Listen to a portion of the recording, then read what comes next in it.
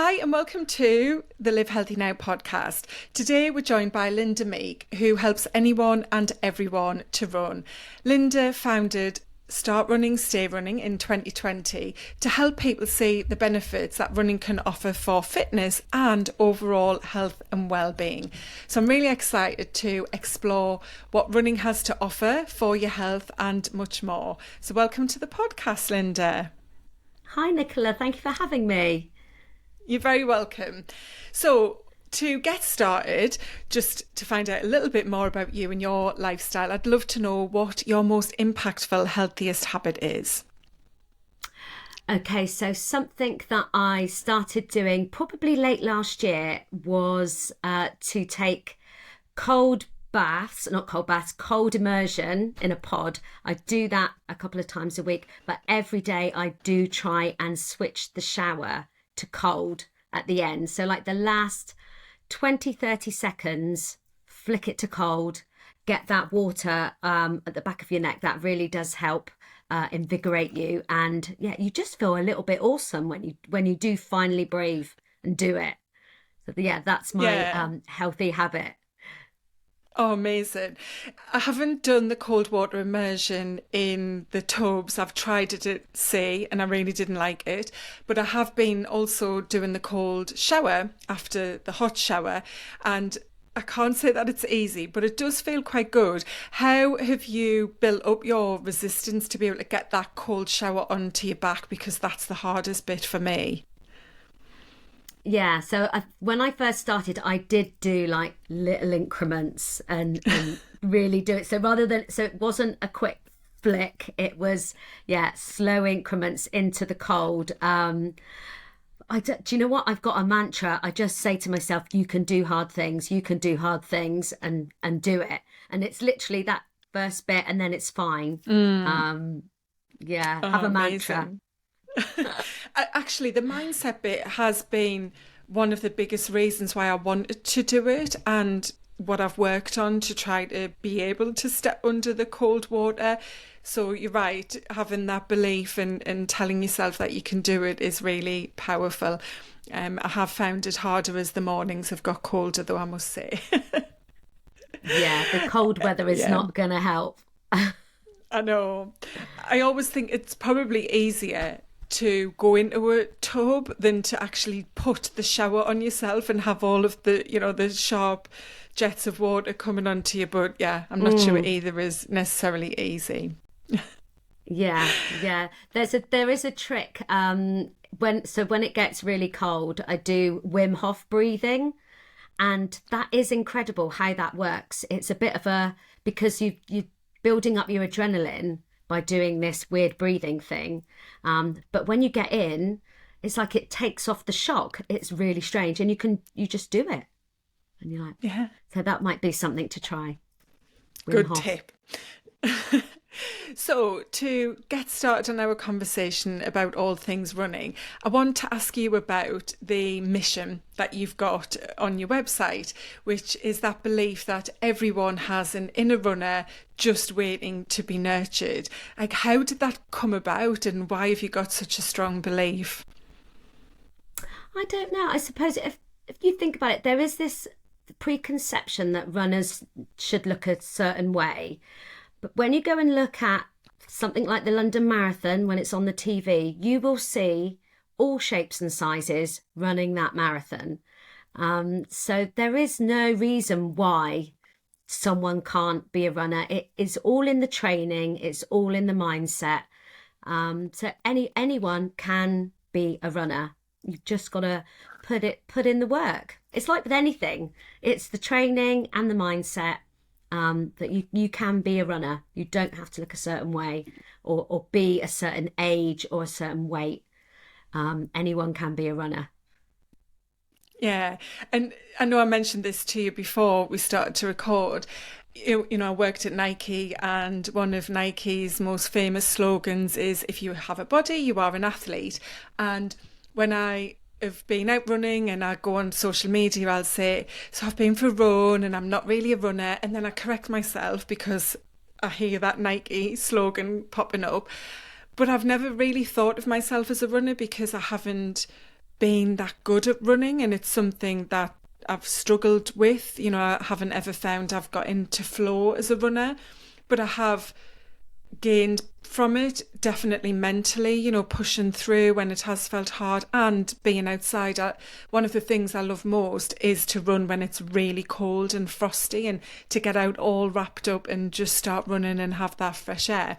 So I love that, you know, you have that outlook, and what you said about different body types and ages and abilities is so true.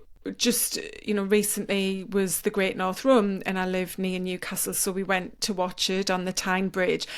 And every time I've done that, that's what I always say is, God, look at the difference in everyone's running styles as well. I just find it so fascinating and so inspiring how many different people, like some of the people must have been well over 80 plus 90. I know you sometimes see them on the TV, and the same, you know, in other marathons. So as you say, you know, everyone can be a runner. But for anyone who hasn't ran and would like to start, or, you know, I'd love you to share a bit about your story, because you weren't always a runner, were you? It was something that came to you. No, I have been running for quite a long time. I started running when my youngest was 1, so he's now 14. So I started running 13 years ago. But the thing that I did do was that I did everything wrong.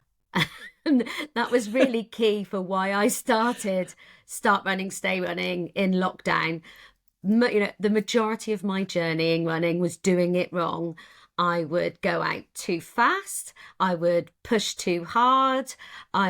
And I would get injured, and I would be, you know, weeks on the injury bench. I wouldn't stretch. I wasn't doing any other form of cross training. So I wasn't going to the gym or doing any other kind of sport to use different muscles. So yeah, I've been a runner for a while, but I always did it wrong. And so once I became a run coach, and set up the community came first, then I became a run coach. It enabled me to see what you should be doing. And I wanted to help people on that journey as well. And so they're not sat on the bench like I was, and they're not expecting too much of themselves and pushing too hard and thinking that every run has to be a PB. That's what I did when I started running. I just thought I had to do every run quicker than the last run. That was how you did it. It really isn't. Really isn't. Yeah. And I've learned the hard way. So I'm hopefully helping people to not do what I did. And what was it about running that first attracted you to take it up? So I started running at the time. I had a 1-year-old and a 5-year-old. So running really offered that space and independence. And for me, with running, you can, you know, you're not booked into classes are great, gym classes are great, and things like that. You can go whenever. The caveat is also that you can also put it off forever, like, and you do every other job in the house before you get out running. So there are, you know, pros and cons. But it's free, kind of. But yeah, you can go out anytime. You can go out for as long as you want. You can go out on your own. You can go out with other people. So for me, I started running to get that time on my own, to clear my head. So it was a mental health thing for me to start running.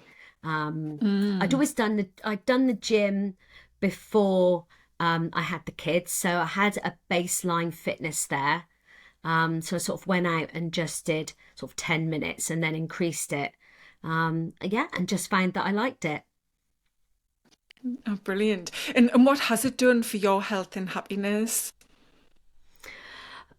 Well, I've, had a lot of things going on over the years. I lost my mum to cancer, and she was poorly for 5 years. She was fighting it. So during that time, running just gave me, like I said, that headspace to work through my feelings, work through, visualize. I mean, and some of it wasn't great visualization, but I suppose it got me to work through those feelings. I probably grieved quite a bit on those runs, which maybe that sounds a bit weird, but I think I worked through a lot of thoughts during that time.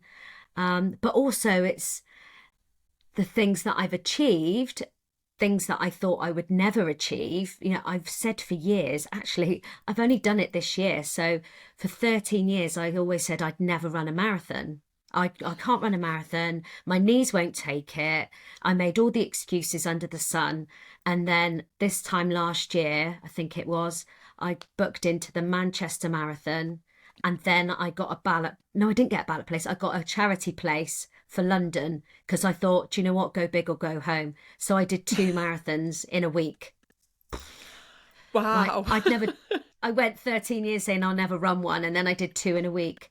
And I can't tell you though, and this can happen at any level. You know, it can happen for 5K. You know, if you've never run and you run a 5K, when you commit yourself to the training and the learning, and then you do it, that carries you through so much, carries you through into your normal life. And you think, oh, if I can do that, I can do that. You know, what else can I do? So for me, running really has given me confidence, self-belief, for sure, because I've done something that I never thought I would do. And with people that we help to learn to run, seeing them get to 5K and their confidence growing, not just in running, but in other parts of life, that's the golden nugget. That's the joy. Yeah. Yeah. Oh, that's fantastic. And you are so right in that all forms of exercise, not just running, can help you way beyond the fitness side of things, because as you're describing, it's hard work. You've got to build your resilience and self-belief, and you've got to support yourself through it. And that's why I love working out. That was the big shift for me in how I used to work out, which was really as a form of punishment, if you like, for eating poorly, for drinking on a weekend. You know, it was a sticky plaster to fix the things I knew weren't healthy and helping me to feel good. And so I just blasted the gym and the classes and so on. And I was always injured and I never saw any progress, really. I never felt as though I got any fitter. And I certainly didn't have really any physical change. And then when I changed the way that I worked out and really started to go about it from more of that mindset approach of how do I want to feel and I want to be strong, and it just all clicked into place. And that's what I love, as I mentioned at the start, about running as well, is although I don't find a lot of flow in it, I do enjoy that space of being very present and having to really focus and coach yourself through the run. And then you get to the end and think, yeah, God, I did that. And actually I could have given up before I even hit a mile. Yeah. So it's very powerful, isn't it? It is. And I think it is, you do need to reframe why you run. If you're going out and running because, like you said, you've ate too much that week and you're seeing it as a punishment, then how are you expected to enjoy that? Reframe why you're doing it for. If you're doing it for negative reasons, then the joy, you're not going to find the joy so easily. Whereas if you're going out thinking, I want to get out in nature, I want to feel strong, I want to get that fresh air in my lungs, I want my children to see me exercising, like that's massive. You know, your children respond to what you do, so if they see you going out for a run, they're feeling proud of you, so and then in turn you feel proud of you. So definitely reframing why you run is a biggie. For sure. Absolutely. Yeah. And as a coach, that's what I try to work with people on, is switching the reasons they come to me with for wanting to change their health into what those real reasons are, because many of us are so stuck in those negative beliefs. You know, we're so used to coming at things we want to change from that place of negativity, rather than actually what is it I want to gain and how will I feel from this thing that I'm going to do to improve my overall health. And as you said, it just brings so much. And so you mentioned about the community side, and I think this taps in very much to what you've tried to build, is that support network, because it can be tough and it can be challenging, and you're about staying running as well as starting running. And for someone doing it on their own, we touched on accountability can be hard when you've got plenty of other things to do and keep you busy. So how is that community with yourselves, and how do people, find having that support from like-minded people around them helps them to keep running? So we've got a couple of different communities. We've got our free community, and I launched that in 2020 as a safe space for people to come and share runs, because there are lots of communities on Facebook or wherever, but mainly Facebook groups. But a lot of them can feel quite intimidating when you first start running. If you've gone out and you've run for 10 minutes, you feel sometimes a bit of shame there that you can only do that, and you're on the negative. Oh, I only do that. No, you don't only. You did that. You got out and you ran. And a big thing about our community is to celebrate everyone and high five everyone that's getting out there and moving. So people, when they're putting out their runs and they're getting high fives, I think that then encourages more people to feel brave to put their runs on. And I always say, you never know who you're motivating to do something when you share. And a lot of people say that, oh, I wouldn't have gone out, but I saw that so-and-so put their run out. And we definitely see that in our memberships, sort of our paid for community. So we've got our 5K My Way beginners course, which we're in a cohort at the moment. That's a massive thing when people are putting there, I've done my run 2 of 3, and then someone else will do it, and they're really supporting each other, because they, as new runners, they almost need that, pat, more so that pat on the back, and that you're doing a good job. And same with, the membership, people put their runs in there as they're following their plan. It's certainly a way as well of keeping accountable to everyone. If you're saying you're doing something, and we do that on a Monday in the free community, it's like, if you share, you're more likely to care. What are you doing this week? People put on there what their plans are, because if you put it out there, I can't remember what the percentage is, but you are more likely to follow through and do it. If you've put it out to the universe, or you've put it out in front of somebody and said, I'm doing that this week, then there's that subconscious, so and so saw that I'm going to do it, so I have to now. So the community is great for that. Yeah, I can imagine. And it's that encouragement, as you say, from people seeing other people running and thinking, well, why can't I go and do it? And one of the great things as well about a community in something like running is that you're gaining on the physical fitness side, and as we know, mentally, that workout in the form of running is very beneficial, but also you're going to gain a lot from the community side, which we know has such a huge impact on your health and well-being. I mean, the citing now that loneliness and isolation socially is a bigger killer than what smoking is. So it's really beneficial for people to connect, isn't it, and be connected with something that they really enjoy doing as well when it is outside, that you've got like a win-win-win situation.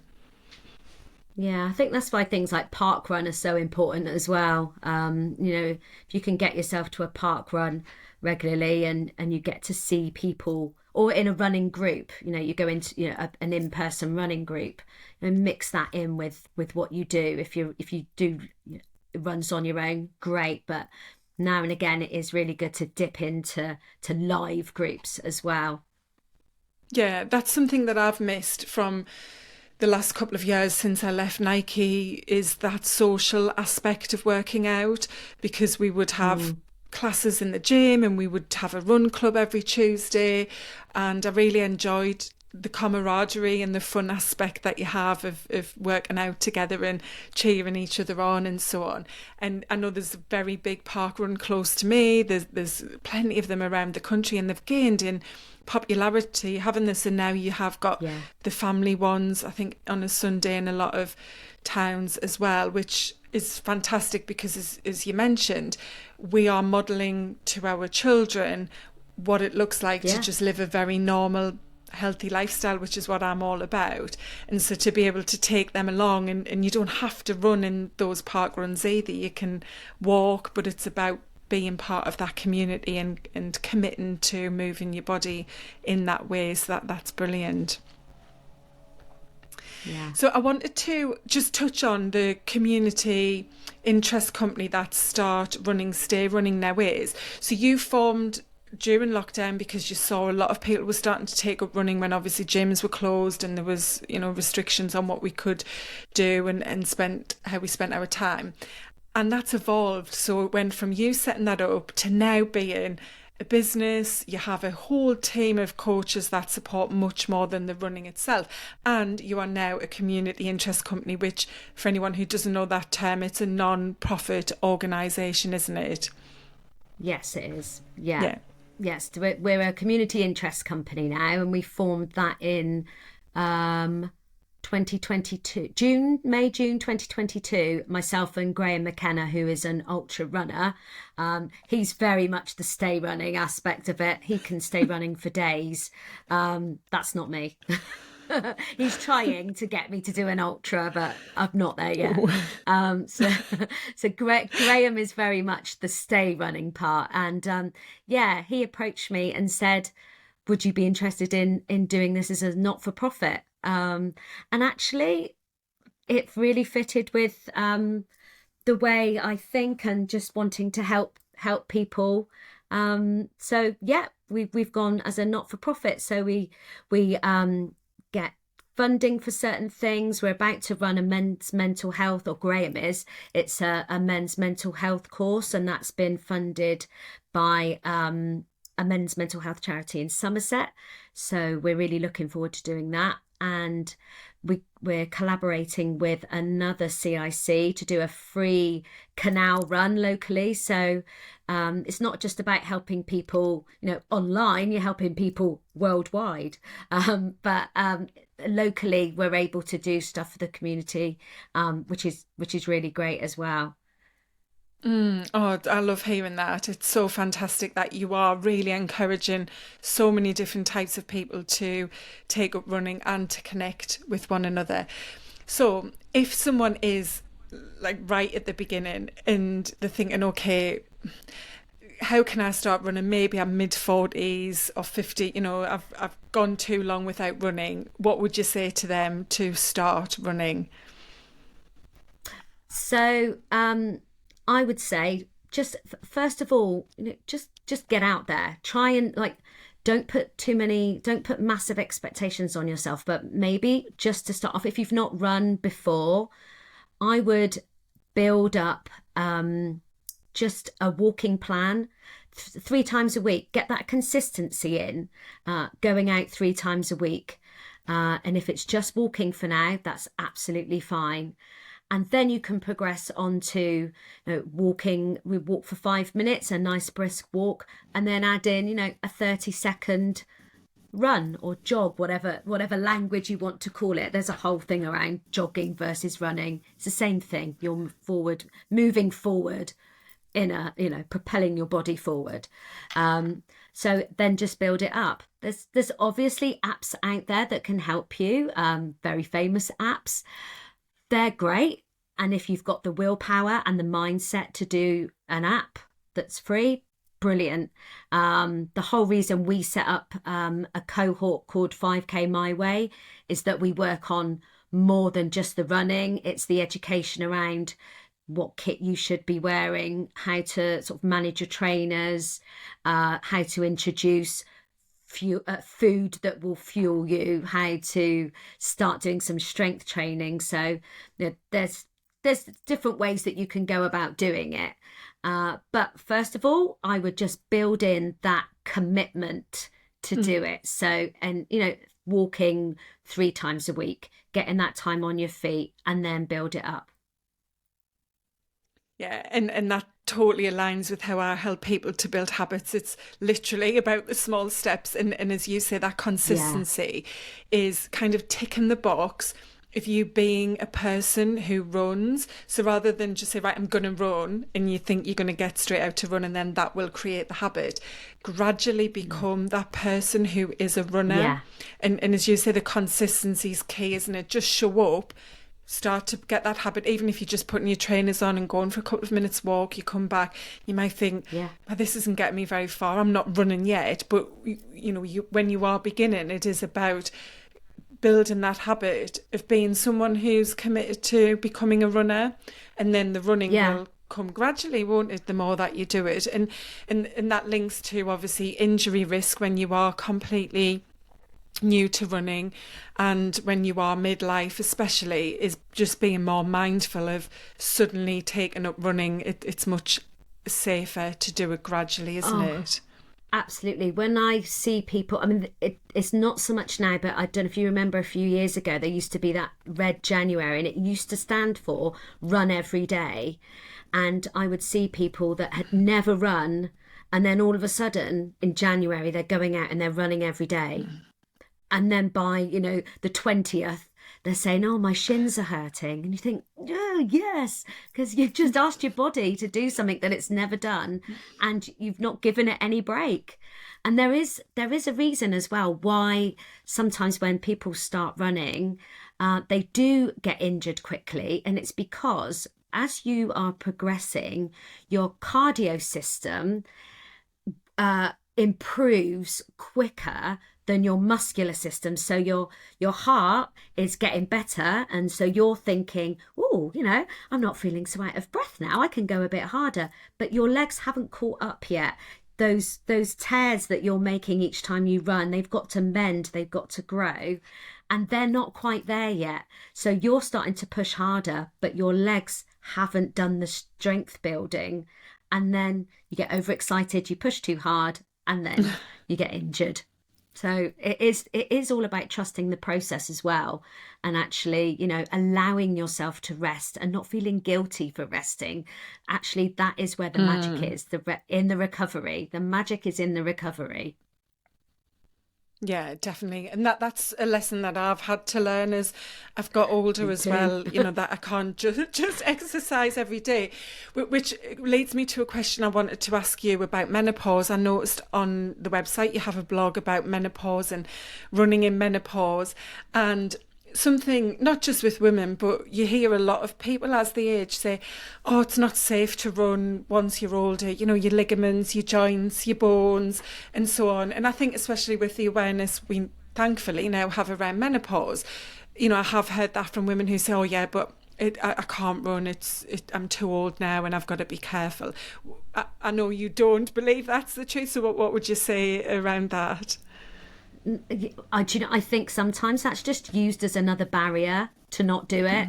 If you don't want to run, just say you don't want to run. You don't have to find an excuse to do it. I know women that started running in their early 50s, and now they're 60 and they're about to do their 5th world major marathon. They've been through the menopause. It's all about training slowly, and introducing things like strength training into your running and doing it slowly. It's all in the training. I didn't get up one day and go, oh, I'm going to do 2 marathons. It took months of slowly building up the strength, and it's so important with men. Especially as we approach menopause, is to help our body be stronger, our muscles stronger. And a lot of the time when I'm thinking I don't want to go to the gym, I'm thinking, yeah, but you're helping your future self. That's what that's the mindset I've got. You're helping your future self here with your bone density and keeping your muscles strong. So yeah, I think sometimes that I'm too old, or it's just another excuse not to do it. Tough love there. Yeah. You're right. And it's about finding what works for you, isn't it? If you're someone who is just like No, for me, I couldn't make running my primary way of No, working that's out because fine. that's not Yeah. me. Yeah, but I love Yeah. once a week. I can't do it at the moment because I'm trying to recover from this back injury. But usually once a week is great for me. If I was training for something, like I did a 10K in the summer, then it was a couple of times a week. But if you don't want to do it, don't do it. But what we are saying is that there Yeah. isn't a reason why you can't do it. However, if you are new, especially perimenopause up to menopause for women, go at it really slow and go at it with guidance as well. Use Yeah, a community like absolutely. Linda's. Yeah, and the strength training that you touched on is absolutely vital. I have so many friends who think because they walk their 10,000 steps a day and do a longer walk on a weekend, that's fine. They're like, oh, it's better to walk when you're older and we walk loads. But they're not doing any form of strength training, even from a body weight only perspective. You don't have to be in a gym, you don't No, you have to don't. lift weights. I mean, weights or some kind of resistance is great, but even your body weight to do squats, to do push-ups, to do other, like walkouts and standing back and kneel up into anything that you're putting some resistance against what you're trying to do is 100% essential for women. I mean, I'm trying to encourage more women before perimenopause because I keep hearing, oh, I'm too young, I don't have to worry about that yet. But the stronger and fitter you are when you get into perimenopause, the better you will navigate that season and hopefully reduce some of the symptoms that you might encounter as well. But as you said, it's about the future you. We all want to get up and down the stairs and in and out of the bath or shower and toilet ourselves when we're in our Yeah. 70s and 80s. Yeah. So you're investing in feeling good now, but even more so in living a good life when you age, aren't you? Yeah. Write a check for your future self. That's what I say to Oh, myself. I like that one. We'll quote that. Oh, well, it's been so great chatting, Linda. And I hope, we've encouraged people who may not have ever ran or thought that they could be a runner to think about it and perhaps give it a try, because Yeah. this is, one way that you can, as we said, tick lots of boxes on your cardio fitness, the community side, your mental health from the workout itself, and the community, the connection. Everything that you could bring in to being a runner just has so much to offer to live a healthier and happier life, doesn't it? Absolutely. Oh, so if you want to share where people can connect, and I know you have a great free guide that can help someone who is perhaps at the very beginning of their run journey. Yeah, so you can find us. We're on we're on the website, info at Start Running, Stay Running. If you are at .co.uk, if you are at the beginning of your journey, as you go onto the website, there is a free download, 5K freebie. By all means, pop your name and email on there and we'll whiz that free download over to you. It's got great tips on how to get started. But we're also in the community on Facebook. So that's Start Running, Stay Running community. I'd love to see you in there and just help celebrate how awesome you are at running. Oh, amazing. I'll pop the links into the notes so that if you are interested, Amazing. you can go straight to the group or straight to the free guide and maybe just go in the group and have a little look. And as you said, Linda, perhaps you'll be inspired when you see someone else posting about their run and everyone cheering them on. You might just think, actually, yeah, I think I'll just get out. And the great thing is, as you said, you're in control. You choose when to do it, where to do it, how long to do it for, how much you put into it as well. And it can be such a great way to connect and get present and just take some space from the busyness of life and work. So yeah, lots of great tips. Thanks, Absolutely. Linda. I've really enjoyed chatting and I feel inspired. I Oh, can't thank wait you. until I'm back out running myself as well. Yes, absolutely. You never know how you feel about running until you can't do it. Exactly. And then I'm you're like, I want definitely to missing run. it. Yeah. I know I am really missing the just the movement itself, but that piece of being outside and just taking that break. I like to do it on a lunchtime, and so for me, that's what I'm really looking forward to getting back to. Hopefully, at some point very soon. Yeah, and it is actually and it's okay to enjoy the run. Like a lot of people, just like we were saying before, they think of it as punishment and you've got to go flat out. You don't. You can stop. You can take pictures. You can take in your surroundings. Enjoy the run. Yeah, definitely. Oh, well, thanks again, Linda. You're welcome. Thank you for having me, Nicola. Take You're care. welcome.